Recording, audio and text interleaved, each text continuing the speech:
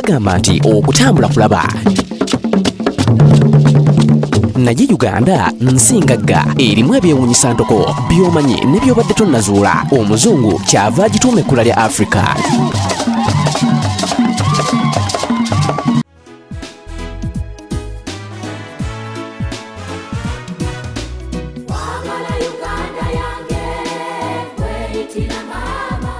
Ng'oli waggulu omugga Ssezzibwa we guyita olaba amazzi amakkakkamu so nga gaddugaaliridde mu ngeri etaliimu kasikiriza nga gajja kimpooze gwe gy'obeera nti olugendo lwago luli awo kumpi ddala.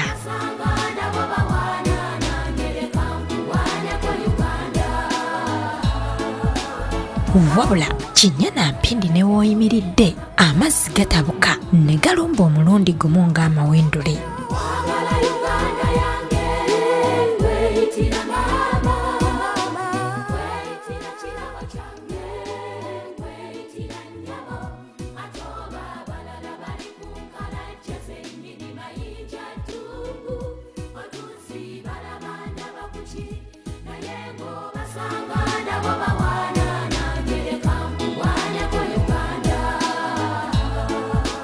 Nga bwe baagera nti ekiwolo kikwasa engalo eddalu ligira ne liteeka olwo ababadde beegera eryanyi ne bakkakkana lumu nti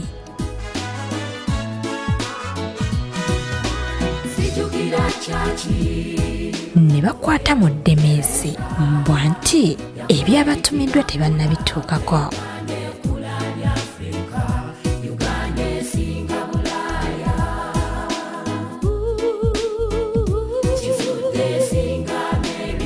Amazzi gagenda kimpooze era gatuuka ekiseera ne geeyawulamu, agamu ne gakwata eno n'amandi eri ate gonna ne geesogga ekibira. Olwo n'osigala kulaba miti egya kiragala omulungi ekimaamidde ekifo kyonna ssaako obusozi okuli ebirungi ebiwoomera amaaso.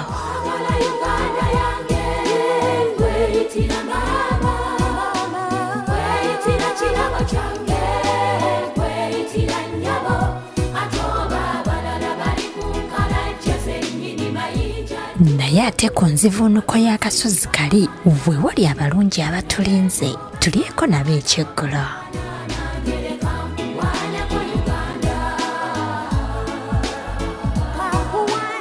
Katuttinetine tubatuukeko olugendo lwa Ssezzibwa tunaaluddira olundi.